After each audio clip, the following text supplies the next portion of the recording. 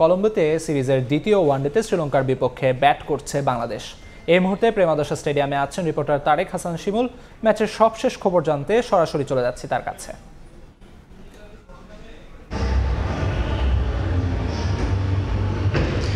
তাওহিদ হৃদয় এবং জাকের আলীর এই পার্টনারশিপটার উপর নির্ভর করছে বাংলাদেশ দলের আসলে টোটালটা কত হতে পারে।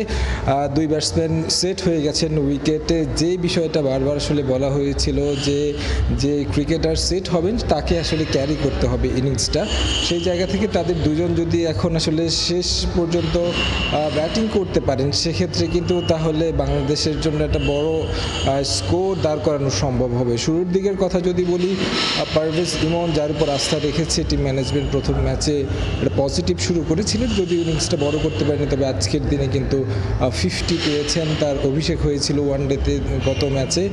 তানজিদ তামিম এই দুইজনই আসলে অনূর্ধ্ব 19 বিশ্বকাপ খেলা ক্রিকেটার। তারা দুইজনই আসলে যে বিষয়টা মনে হচ্ছে যে একটু মানসিকভাবে চাপের মধ্যে থাকে, যেটা এর আগের ম্যাচে তানজিদ তামিমকে আমরা দেখছি 62 করে আউট হতে, আজকে পারভেজ ইমন 67 করে আউট হয়েছে। এই জায়গাটা আসলে কেমন যেন একটা ব্লক হয়ে আছে তাদের জন্য। তবে এই জায়গাগুলো নিয়ে নিশ্চয়ই তারা কাজ করবেন, বড় ইনিংস খেলবেন। মেহেদী হাসান মিরাজ অধিনায়ক, তিনি আসলে লিটন দাসকে ড্রপ করেছেন এই ম্যাচে।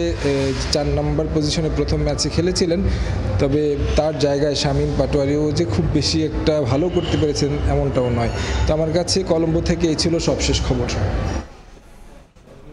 শ্রীলঙ্কার প্রেমাদর্শা স্টেডিয়াম থেকে সবশেষ জানাচ্ছিলেন সহকর্মী তারেক হাসান শিমুল।